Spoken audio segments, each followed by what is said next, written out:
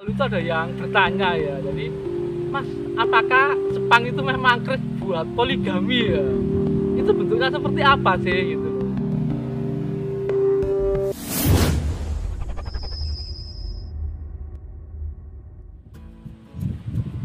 Rahayu, Rahayu, Rahayu. Ketemu lagi dengan saya, Teddy Wahyono, di channel tempat mengenal keris dan pusaka Nusantara lainnya dengan akal sehat dan hati terbuka. Nah, kali ini kita akan membahas sebuah keris yang cukup menarik ya dan penuh kontroversi ya.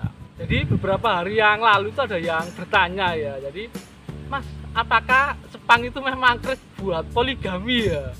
Itu bentuknya seperti apa sih gitu loh. Jadi ceritanya dia itu ditawarin orang gitu, dibilangin katanya bisa untuk poligami gitu loh. Cuma dia kan ragu-ragu bentuknya aslinya itu seperti apa gitu loh. Ya, dan apakah memang Jepang itu memang keris untuk poligami atau untuk apa, itu nanti akan kita bahas.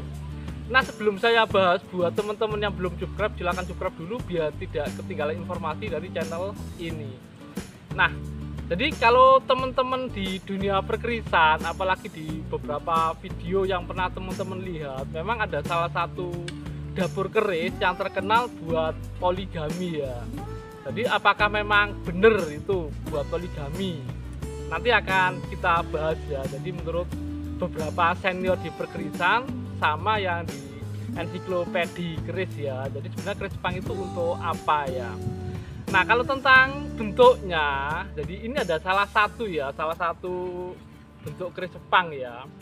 Jadi untuk keris Jepang sendiri itu ciri khasnya itu di bagian gonjonya ya. Jadi gonjonya tidak memiliki sirah cecak atau tidak ada kepala cecaknya, dua-duanya buntut ya.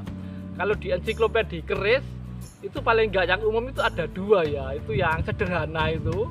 Nah, jadi yang gonjonya dua-duanya memang enggak ada sirah cecaknya, dua-duanya buntut.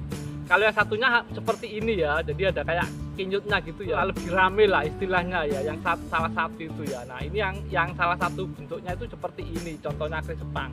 Jadi cirinya gonjonya itu jadi tidak punya sirah cecak ya, dua-duanya buntut ya. Nah, jadi seperti ini ya, tapi tetap ini keris ya, jadi ada condong lelehnya. Jadi kalau dibuat lurus itu namanya pedang nanti, tapi ini jenis keris ya, keris dapur Jepang kayak gitu ya. Nah, sebenarnya untuk keris Jepang sendiri itu kalau dari senior-senior perkerisan dan di beberapa literatur lama itu adalah untuk keharmonisan ya, atau keseimbangan. Jadi filosofinya itu keseimbangan dan keharmonisan ya. Jadi memang konon katanya untuk mengharmoniskan jadi orang-orang yang ada di sekitar kita ya. Jadi misalnya kalau dulu raja itu kan punya beberapa pejabat, itu biar harmonis salah satu pegangannya itu Jepang itu ya, Jepang. Atau seorang tuan tanah punya beberapa anak buah gitu biar bisa mengharmoniskan atau biar harmonis, biar nggak gontok-gontokan atau gimana. Itu konon juga salah satu pusaka pegangannya adalah Jepang ya.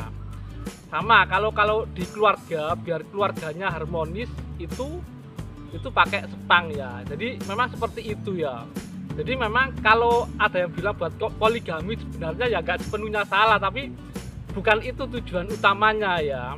Bukan itu tujuan utamanya. Jadi katanya untuk mengharmoniskan kalau punya istri lebih dari satu katanya gitu. Sebenarnya untuk keharmonisan sama keseimbangan ya. Jadi seperti itu. Kalau itu dari senior-senior di perkerisan.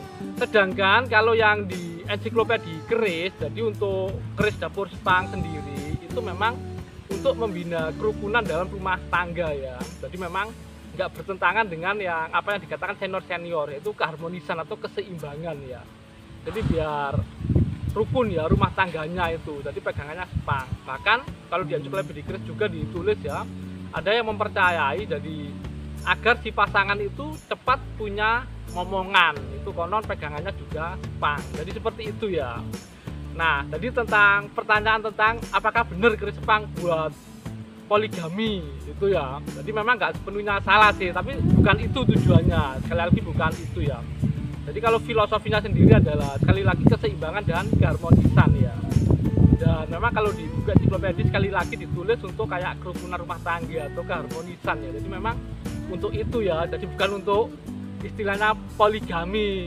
Ya mungkin bisa ya, mungkin bisa karena memang kan untuk mengharmoniskan. Tapi sekali lagi memang tujuan awalnya memang bukan untuk itu. Cuman kalau di dunia perdagangan mungkin biar cepat laku, memang biar wah. Jadi memang ini loh kris untuk poligami. Jadi biar harmonis kalau istrinya banyak. Jadi konon seperti itu. Dan mungkin yang sering didengar teman-teman ya seperti itu. Akhirnya jadi teman-teman pemula akhirnya banyak yang tertarik gitu, bener-bener nyari kris sepang dan penasaran bentuknya itu seperti apa gitu loh.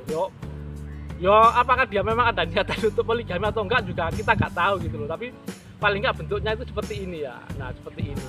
Nah mungkin itu saja dari saya tentang kris sepang ini. Jadi biar nggak ada salah paham ya. Jadi seperti itu tujuannya. Sekali lagi filosofinya adalah keseimbangan dan keharmonisan ya. Jadi untuk yang baik-baik ya. Jadi bukan untuk yang jelek. Nah mungkin itu saja dari saya. Semoga bermanfaat dan jangan lupa untuk like dan subscribe-nya.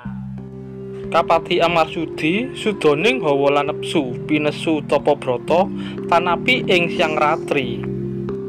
Selalu mencari kurangnya hawa dan nafsu dilakukan dengan bertindak tapa brata baik siang maupun malam.